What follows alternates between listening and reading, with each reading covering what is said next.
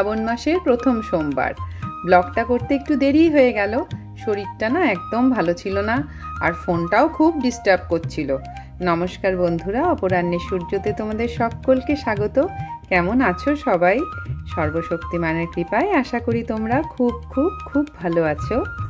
গত বছর 2024-এ শ্রাবণ মাসের প্রথম সোমবারের সুন্দর মুহূর্তগুলোকে দিয়েই আমি আমার প্রথম ব্লগ শুরু করেছিলাম।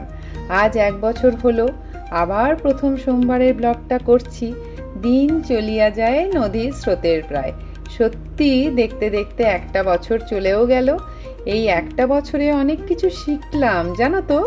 ডিজিটাল ওয়ার্ল্ডের নানা রকম নিয়মকানুন থেকে শুরু করে নিজের ব্যক্তিগত জীবনকেও কিভাবে সযত্নে রেখে নিজের প্যাশনকেও তিলে তিলে জাগিয়ে রাখতে হয় বা রাখা যায়, সময়ের গতির সাথে সাথে কিভাবে সব কিছুকে ম্যানেজ করে চলতে হয়, সব কিছু শিখলাম। তার সাথে সাথে অপরাহ্নের সূর্যতে 1000 জনেরও বেশি সদস্য যুক্ত হলো। কি যে ভালো লাগা, সত্যি বলে বোঝাতে পারবো না।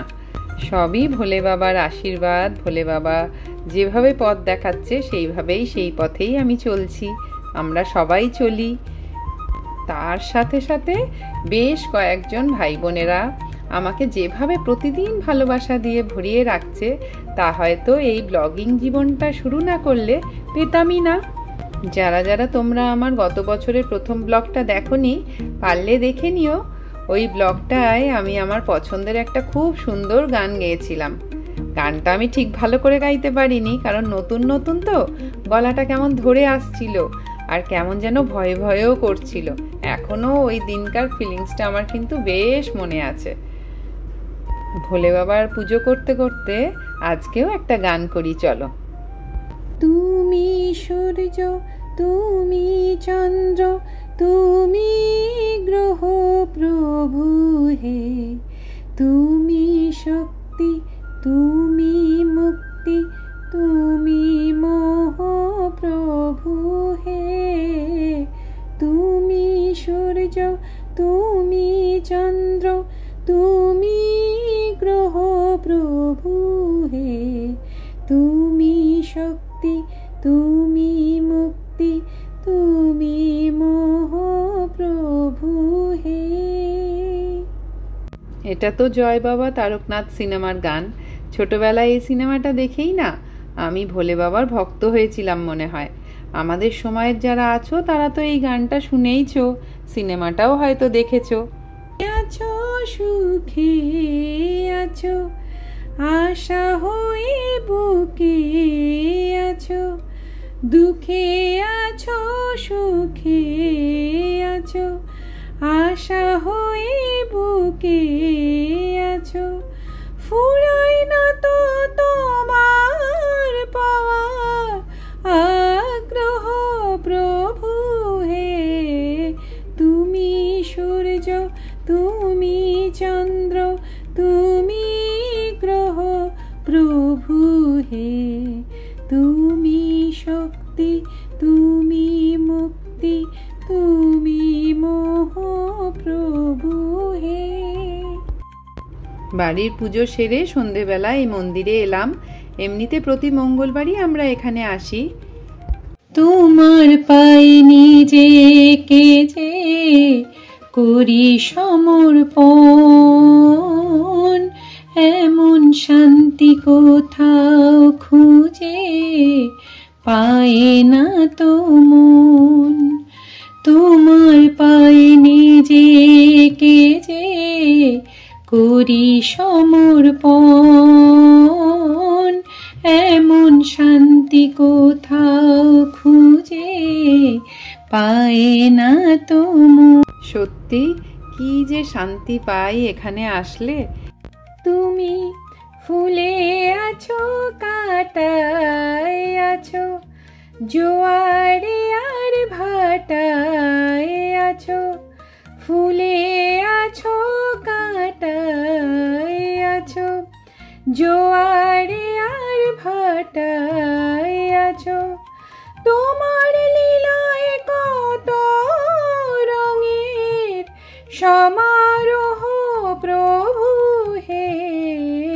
তুমি সূর্য, তুমি তুমি গ্রহ প্রভু হে, তুমি শক্তি, তুমি মুক্তি, তুমি মোহ প্রভু হে। তোমরা যারা এতক্ষণ ধরে ভিডিওটা দেখছো তাদেরকে অনেক অনেক ধন্যবাদ। নতুন পুরনো সব বন্ধুদের অনেক ভালোবাসা।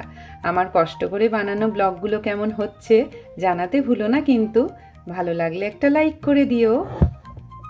33 কোটি দেবদেবতার বাস হয় এই পঞ্চবটিতে। খুব ভালো জায়গা থেকেই শুনেছি যে প্রতি মঙ্গলবার যদি পঞ্চবটিতে দীপ জ্বালানো যায় তবে সব রকম গ্রহদোষ বাধা বিপত্তি কেটে যায়।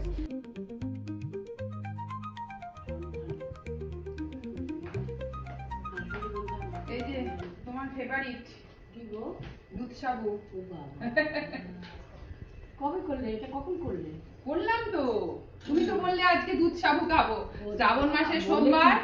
বলেছি কিন্তু তুমি যে করেই দেবে সামনে সামনে তা তো বুঝতে পারি। আজকে তুমি যেমন বলছিলে গোবিন্দভোগ চাল ছাড়া নাকি ফেনা ভাত খেলে ভালো লাগে না। আমি বলছি শ্রাবণ মাসে সোমবারে তো সাধারণত চালটা ভাতটা চলে না, মানে অন্নটা চলে না। আমি প্রথম থেকে যেখানে করে এসেছি সেখানে সবাই বলেছিল চাল কেটে, তো চালই খেয়ে এসেছি। এবার শ্যামা চালটা, কাউনের চালটা তো সব জায়গায় পাওয়াও যায় না, অনেক সময় আগে পাওয়াও যেত না। আগে চাল মানে আমরা জানতাম শুধু সেদ্ধ চাল আর গোবিন্দভোগ চাল। এইবার এই চালটা আর ছিল আতপ চাল, মানে খুঁতখুঁতটা। এখন তো শ্যামা চালটা প্যাকেটে করেও পাওয়া যায়। শ্রাবণ মাসের সোমবারে তোমরা কারা কারা ভাত টাত খাও? অনেকে আবার লুচিও খায় দেখি। ভাজা জিনিস, হ্যাঁ লুচি টুচি অনেকে খায়, মোট কথা নিরামিষ খায় আর। কিন্তু আমরা ভাজা জিনিসটা খাই। আমি খাই আমি খাই হচ্ছে কাউনের চালের ভাত খাই একবেলা, এবারে মাকেও খাইয়েছি ওই সন্দক নন্দিয়ে মানে দুপুরবেলা। আর এখন এই দুধ সাবু করলাম, বাতাসা দিয়ে করলাম যাতে অ্যাসিড না হয়ে যায়। কেমন হয়েছে দেখো? দেখে তো মানে জল আসছে মুখ দিয়ে। জল আসছে নাকি মুখ দিয়ে?